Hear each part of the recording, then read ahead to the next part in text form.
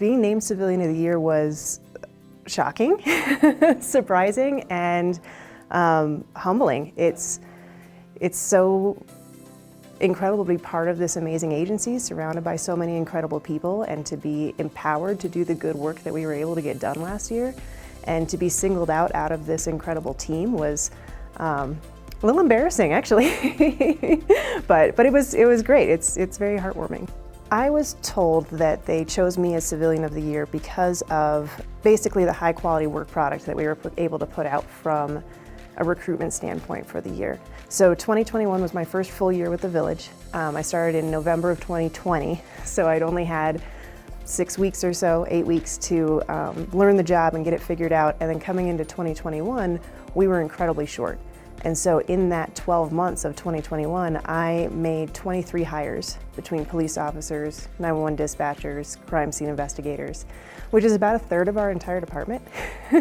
And I tell people to get one person hired, it typically takes about 120 applications.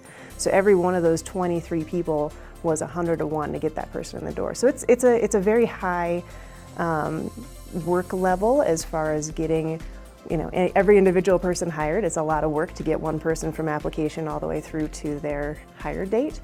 And so just the work volume to get that many people in, and being able to balance that, I think, with managing the training program and coordinating all that outside training and just being new at it, I think as they told me that I was able to not only turn out such a good product, but to be able to do it when I was this new. And I feel like I'm just coming to work and doing my job. I don't really think that that's that special, I guess, but I know that it made a huge difference to get some of those spots filled so that we don't have people working short. So I took a bit of a meandering path to get to Greenwood Village. I originally was in education. I used to teach. I ran an informal science outreach program through Colorado State University. I did that for several years, and I taught formally at CSU as well for a little bit. Nothing majorly formal as far as title, but I was helping to run like labs and recitations for some of the college classes and doing some of that formal education. And after that, the job I was in was grant funded, so there was no stability there. Every year I had to fly out to Washington, D.C. and pitch to the National Science Foundation that they should please give me more money so I can have a job. And so I was seeking something more stable, and honestly that's what led me to police work, which is what I used to do before I came to Greenwood Village. So I was a police officer for one of the other metro agencies here for just shy of 8 years, about 7.5 years.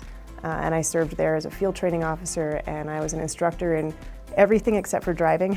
I was a firearms instructor and a field training instructor and an SFST instructor and an intox instructor and a rest control instructor.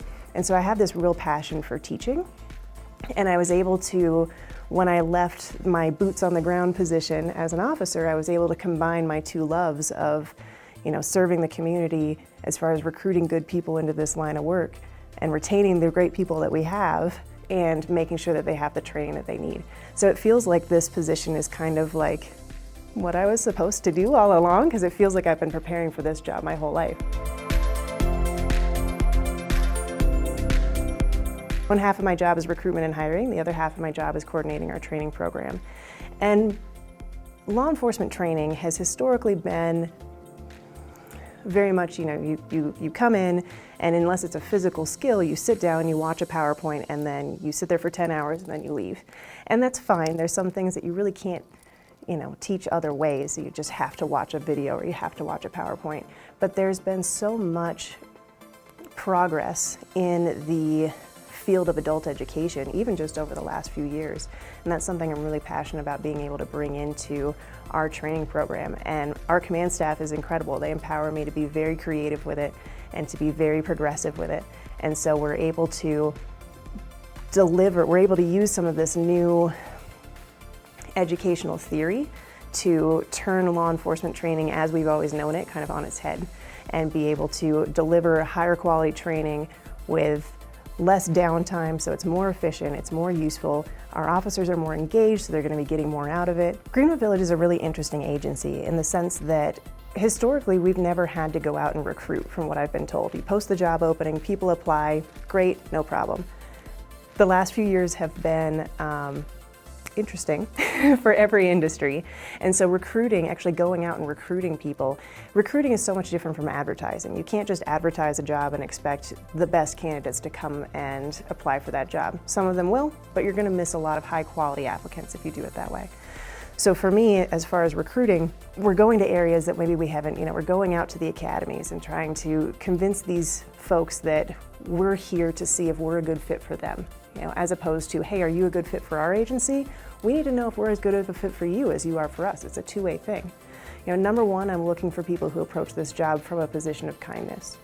This is a job that, especially in today's day and age, you have to approach with a good heart. When we bring someone in, we're bringing them in because they can do it all. They're the kind of person who starts out every day to make a positive difference in the world. And whether that means they're helping rescue a baby bunny from a window well, or whether that means they're doing some high-speed, vehicle interdictions at some of the hotels and things like that.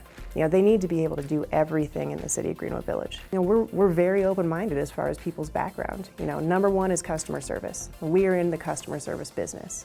So as opposed to the traditional way of reviewing applications when they come in, where you would kind of look for people who have, military and security, those are great, those are fantastic.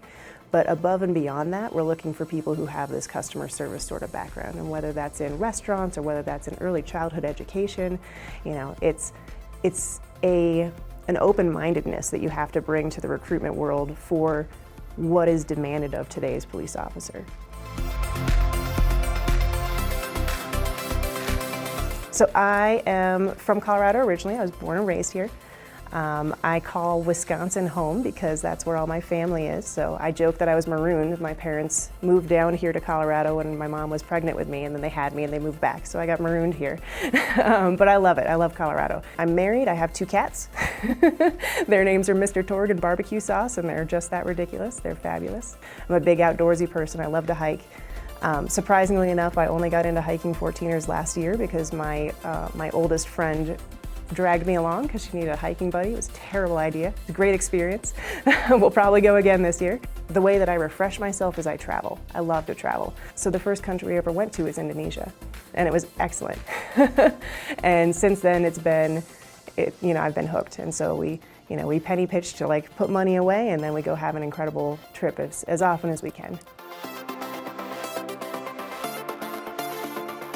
I like the idea of finishing my master's. I'm set to graduate here in December with my master's in criminal justice administration with an emphasis in adult education. So that'll be really exciting. And then I've already signed up to start a master's in human resources management after that.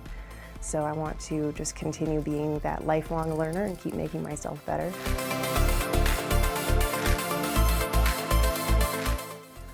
What we have here at Greenwood Village is really special.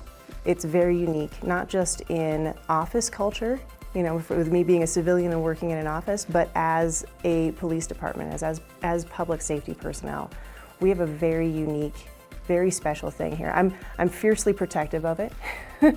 I think it's something that I need to be fiercely protective of. It's not something that most police departments have. Not that any of those departments are bad. They're all great departments for somebody. I always say that every department is a good fit for someone and a terrible fit for somebody else. But if we're a good fit for that applicant, we have the ability to be very flexible, and I can move mountains to get the right person in here.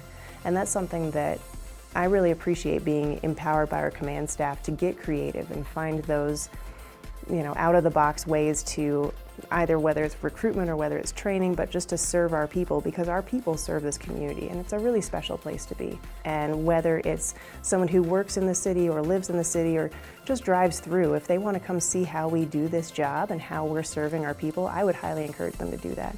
And if they're interested in getting into this line of work, they should call me, because I could see what we can do to make that happen. We'll see if we're a good fit for them, they're a good fit for us. Like I said, I will move mountains to get the right person into this line of work, because this industry needs good people. This isn't one of those industries where you can have people who aren't in it for the right reasons. This isn't one of those industries where you can have people who call out sick all the time. People rely on, their lives depend on us being the best every day. And that's a burden that none of us shoulder lightly. but all of us take on gladly.